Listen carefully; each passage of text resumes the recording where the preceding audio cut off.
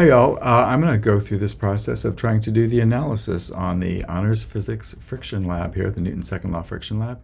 I'll try and do this as quickly as I can. We'll see how this goes. I've got my data from class. I have the mass of the hanging mass and the mass of the block. I think I'm going to need those for later on, but I'll set those aside for now. I also have this movie that I took with my phone and got it airdropped, and this is TJ's hand there. So I've got some information there, some data that I'll be using in that video. And then I've got, of course, Tracker running here, and we'll see how this works. So I've loaded up Tracker. I'm going to bring that video into Tracker, and you've already done this probably. If that's the case, you can skip ahead and figure out what's going on. In the meantime, I'm going to go through this process just to remind you, and if you're interested in, if you need that reminder, feel free to follow along or speed up or stop it and pause it and figure out what's going on. So we talked about going backwards. We can also, I think, with the video here, if I take a look at this, I can look at the maybe the video that we're looking at and play around with what's happening here. I don't want to spend, video clip settings, filters, I believe. No, properties. Let's go to properties. No? Oh, geez, I'm already a little bit stuck here. Can I flip this around? Can I move this around? No. Oh, but there's my frame rate, my 30 frames per second. Okay, we'll just take it as it is here. Sorry. We've got that in there. What do I want to do then? I want to set my new calibration stick. We did this in class, but again, I'm going to do it here just for review's sake. So there's my calibration stick. I've got my meter stick in there. I'm going to try and zoom in and really get that focused on there. It looks like that's about where I want it to be. Go right in the middle. And then over here, if I zoom in, I really want to get that guy right on the end so I get a good value for the distance there. Cool. And then what about my reference frame? Oh, geez. There we go. There we go. My reference frame here, my coordinate axes here, I've got that. I'm going to bring this over to the end of the meter stick here, or no, not the meter stick. I'm bringing it over to where the block is. Let me take a look there and see. Yeah, it's kind of on there. And then I'm going to rotate this around until it's lined up with the string. Now I remember that it changed in class as soon as I went a few frames in. So if I start to move along in here, run this over. Remember, you're not going to move the black frame references down here. I'm going to move this along until this starts to move a little bit. So someplace in here is where I was going to be starting. And I could try and start at the very beginning, but as soon as TJ lets go, looks like right about there. Maybe I'll make that 0. I'm going to right click or control click on that. Don't set the start frame, don't do that, but set the time equal to 0. That's when we'll have 0, and then we'll just follow it all the way through. I'm maybe going to go every, let's change this to every 3 frames, just for fun. That'll give us a little bit more distance as we're moving through there. And it looks like it's already changed my reference there a little bit, so maybe I'll bring that back down in line with where we're going to be moving there. Good. I think that's a pretty good setup right there. Once I've got that set up, once I've got the meter stick, looks like the meter stick is moved, but I know this reference was there before, so that's okay. I'm actually going to turn off the coordinate axes there. I don't need that anymore, and I'm going to turn off that meter reference there. And now let's start tracking through. So I'm going to track. I'm going to make a new track, and I'm tracking a point mass, and there's my data over there. I don't care about the Y situation. I'm just going to be doing a single plot for the X. And yeah, I'm going to kind of shove this over a little bit so I've got more room to see what's going on here. And remember what you do. You shift to get that little target on there. Maybe I'll even zoom in a little bit here. Shift to get the target on there, and then click. And then it advances 3 frames. Click. Click. I'm going on through. I'm tracking the front. It starts to blur out a little bit, but I'm going to I've got that nice contrast between the wood and the surface underneath. And it looks like it is covering more ground as it goes off. Zoom back out again, and I'll zoom in here and keep on going a little bit. Shift click there, shift click there. And I'm getting some good results here. Is that? Sorry. Oh yeah, I'm to the end there. That's all I get. And in fact, that last one, I'm not sure if it had a chance to go as far as it should. So maybe I'll undo that last one. If I can get rid of that one, can I delete that particular step? Oh, I accidentally deleted all the steps. Can I undo that? Undo, delete point mask. There we go. I actually wanted to right click on that and just delete this step. Delete, select step. Oh, I have to actually click on that step, and then I can choose delete selected step.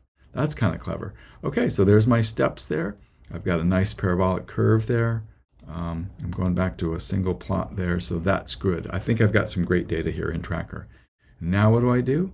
I'm going to control click on this data over here, control click, and I want to analyze. Control click or right click. And there's my data. That's what I'm really interested in seeing. Really good looking set of data. And what I'm going to do is analyze again. Click on analyze here. And I want a curve fitter. I think this is a parabola. I'm expecting to see a parabola for accelerating data here. I've got these results. I always like to, move this over. If it's too far over here and you don't get to see all the data, make sure you move it over here. We know what's happening here. This is what I want to see. This information is information I can use to try and figure out what's going on. So I am going to pull this over to one side maybe. I want to make sure I still have all that information. Scooch that in a little bit. Can I drag this over? No, once I make that too small, it's not going to work. I really do want to get that information. I was trying to shove it over so that I could also get a little bit of a picture of my analysis here, because this is good stuff. Maybe I'll just shrink that in. Am I making too big a deal out of this? Yeah, it's a good little graph there. But okay, I'm going to screenshot that. And that's what I'm going to end up using. There, I just screenshotted. That's going to be what I end up using in my analysis. The thing the data I'm going to use though for my numerical analysis is this stuff in here. Remember, this is 3.38 times 10 to the minus 1, 1.34 times 10 to the minus 1, and negative 1 times 10 to the minus 3. A very small value for that x. A pretty small value for my initial velocity, but I do have some initial velocity. And this is what's interesting to me. And let's remember, there's a good hint about what significance this is for us. If we've got that value there, that a coefficient there, what that's saying is the equation for this curve, the equation for our data is x is equal to a t squared, so it's 3.38 times 10 to the minus 1, or 0.338 t squared. It says, t squared, plus b 0.134, 0.134 t plus, and then down here, negative 1 times 10 to the minus 1, or negative 0.001. Really small value there. This equation, we like this equation. This equation is of the form x final equals x initial plus VIT plus 1/2 AT squared, where it looks like that coefficient, capital A, is equal to 1/2 A. So if capital A is equal to 1/2 A, the acceleration, then A is equal to, the acceleration is going to be equal to 2 times the coefficient A, which is 2 times 0.338, which is 0.676 meters per second squared. Those are the units. That's for mine. Yours is going to be different. Your acceleration is going to be different based on your situation, but that's mine. Yours might be in the same ballpark, but that's for my data, and this is the justification for that. And I'm going to include this justification in my analysis in my lab report. So let's keep that in mind as we go through. 0.676. All right, well, what else do we need to think about doing? If you take a look, I'm going to get rid of tracker here for a moment. I'll just toss it off to the side here. Get rid of these windows here. The other thing that we are supposed to be doing in this lab is drawing a free body diagram for both objects and figuring out what the coefficient of friction is based on our analysis. And how are we going to do that? How are we going to figure out what's going on there? Well, it takes us through free body diagrams for both objects, then start trying to figure out what's going on. I want to actually go through that process. We have talked a little bit about this in class, but I'm going to do it in the context of this particular problem here, and then we'll see how we did. There's a bunch of other stuff that you need to do in this lab, so make sure that you read the lab very carefully. I'm just running through some of the technical stuff in terms of the analysis here. So let's draw the free body diagram. We'll run through and do some stuff here. So what forces are acting on the hanging mass? You almost certainly know there's a force of gravity on that hanging mass, which is equal to mhg. And there's a force of tension. I'm going to draw the force of tension here less because I know that in my lab when I did this block was accelerating down. So it must have a net force down. So that's important to know. And then this block over here, called out the mass of the block, what forces are acting on that one? I've got a normal force up from the table. I've got a force of gravity down, which is going to be equal to mb for that block, mbg. I've got a force of tension, of course, pulling it in this direction, force of tension. And I've drawn that a little bit long, this force of tension here, and this force of tension should have the same magnitude. So that's a little bit, I'm a little bit off there. If I were doing this correctly, I'd have both of those with the same magnitude, with the same length in the vector. So that's an error in my drawing, but I'm not going to worry about it right now. And then I've also got a force of friction over here. Force of friction, kinetic friction, opposing. So that's the force of friction that's opposing the sliding. So this is the free body diagram for this guy. And that's pretty good. Those are my two free body diagrams. So now, how can I calculate the coefficient of friction for this guy here?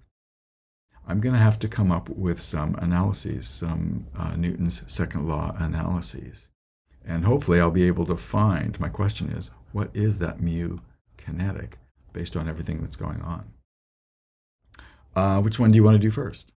I'm going to choose this one. There's only two forces acting on it, so that makes it kind of easy. The sum of the forces, can you see it if I do it over here? Yeah, sum of the forces on the hanging mass, I'll just say h, is equal to m times the acceleration of the hanging mass. Let's think about our coordinate axes. If the block is accelerating across the table in this direction, and we want to call that positive, then I'm going to call down over here positive as well to keep those signs aligned.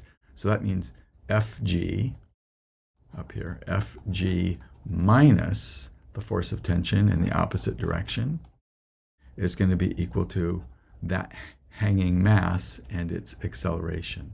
In other words, mhg minus that force of tension will be equal to mha. So I've got one equation here, and I measured the mass, so I can plug that in, and I know 9.8. I guess I could get the acceleration too, right? I measured the acceleration. I was able to get the acceleration. That was that value from tracker. So I could calculate the force of tension at that point. That's awesome. I'm not going to do that right away because I want to work with the variables first. So let me move from the hanging mass to the sum of the forces acting. Well, let's go vertical with the block here. What's the sum of the forces in the y direction for that block? That's going to be mass of the block times its acceleration in the y direction. And it's not accelerating up or down, but I still need to do that analysis. I've got force normal up minus force of gravity down is equal to 0 acceleration. It's not even moving, it's not accelerating. Those are balanced. I need to know that because I'm going to want to use force friction over force normal to get the coefficient of friction. So F normal, I'm thinking, is going to be mBg. That's force of gravity, just moving it over to the other side. I know what those are, so I can calculate the normal force as well. I'm in great shape there. And then the last analysis I need to do is this horizontal acceleration over here. So here's a mass, vertical, here's a mass horizontal. Let's get that. Sum of the forces acting in the x direction on the block. And that block is accelerating now in that direction. So I've got force of tension, positive, minus the force of friction in the opposite direction is going to be equal to that block acceleration there. And I guess I know the force of friction is going to be mu times force normal. So let me start substituting some things in here. So force of friction will be equal to mu times the normal force. I know the normal force up here. Force of friction, I'll just substitute that in here. And I know the tension from up here. Let me see if I can put these all together into this equation right here. We'll see what happens.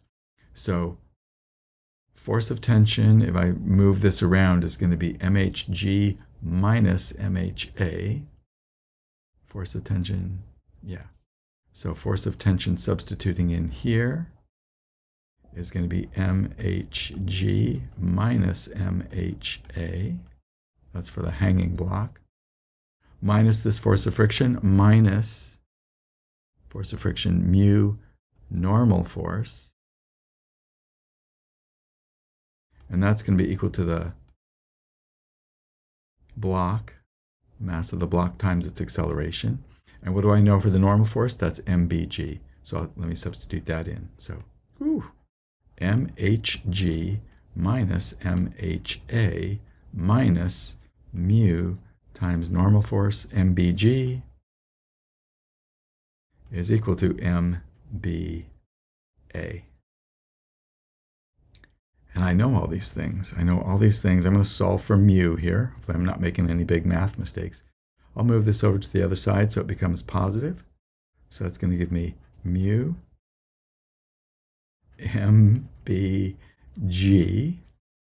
over on the other side. And then over here we're going to have mHg minus mHa, which I have. Minus, because this is coming over here, minus mBa. And I guess if I've got mBg here and I want to get rid of it to solve for mu, mBg, I'll divide out down here, mBg. Ooh, it's a pretty interesting little equation here. I've got mH's, I've got mB's, I've got the acceleration from my tracker analysis, and I've got my g's there. When I substitute in those values there, I should be able to figure out what's going on. And I've got the masses. I've got the acceleration from tracker. I should be able to figure out what mu is. Hopefully that'll help you, and good luck.